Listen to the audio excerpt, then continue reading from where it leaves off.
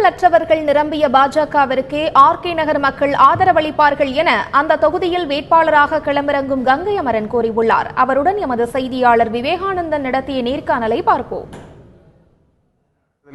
அதிமுக 3 அணியாகவும் திமுகவும் தேமுதிகவும் களம் இறக்கப்பட்ட நிலையில் பாஜகவும் தனது தரப்பில் தனது நட்சத்திர வேட்பாளர் திரு கங்கை அமரனை இறக்கியுள்ளது. அவரிடம் நேரடியாக கேட்போம் தொகுதி நிலவரத்தை கொடுத்து. ஐயா வணக்கம். பாஜகவில் ஆர்கே நகர் போட்டியிட பல்வேறு தகுதியான வேட்பாளர் இருக்கும் பட்சத்தில் உங்களை தேர்வு செய்திருக்கார்கள். உங்கள் மீது நம்பிக்கை வைத்து தேர்வு செய்யப்பட்டிருக்கு. இதை எப்படி பார்க்குறீங்க நீங்கள்? இல்லை எத்தனையோ தகுதியான எல்லாருமே இந்த பிஜேபியில் இருக்கக்கூடிய எல்லா அங்கத்தினருமே தகுதியானவர்கள் அப்படிங்கிறது உண்மையான ஒன்று.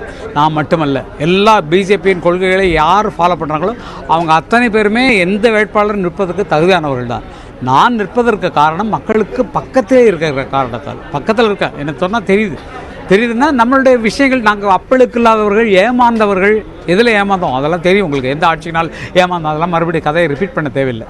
பிஜேபியில் வந்து நான் சேர்ந்து இந்த கட்சியில் சேவை செய்ததற்கான ஒரு அடையாளமாக நான் இதை கருதுகிறேன். என்னை அங்கீகாரம் செய்திருக்கிறார்கள். தட் இஸ் நான் இத்தனை ஆண்டுகளாக 4 ஆண்டுகளாக பிஜேபியில் இருந்தாலும் அதனுடைய பொதுக்கூட்டங்கள் எல்லாவற்றிலும் நான் கலந்து கொண்டிருந்தாலும் நான் இதை முன்னிலைப்படுத்த வேண்டும். இவ்வளவு கட்சிக்காக அவர் உழைக்கிறார், அவருடைய சொல்லுக்கு ஒரு வேல்யூ இருக்குது, அவருடைய பாட்டுக்கு ஒரு சந்தோஷம் இருக்குது அப்படின்னு கேட்கிற காரணத்தால் என்னை நிறுத்துவதற்கு அவங்க கேட்டதற்கு நான் முழு சம்மதத்தையும் தெரிவித்த காரணம் இது பிரபலத்துக்காக அல்ல, கட்சியினுடைய உண்மையான தொண்டை என்ற காரணத்தால்.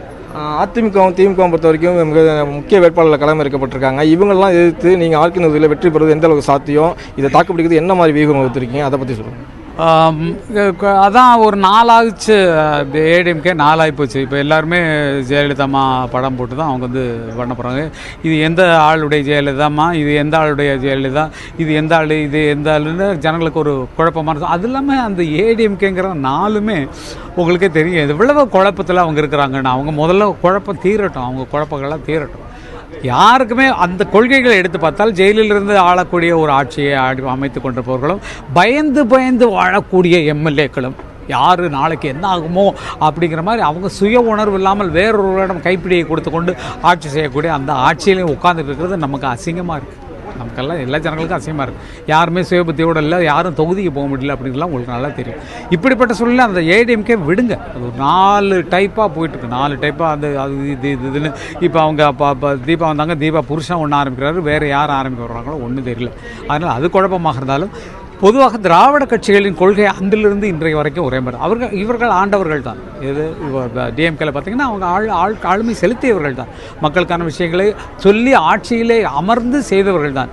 பொதுவாக நம்ம பார்த்தோம்னா அந்த ஆட்சியினால் பயன்பெற்றவர்கள் யார்?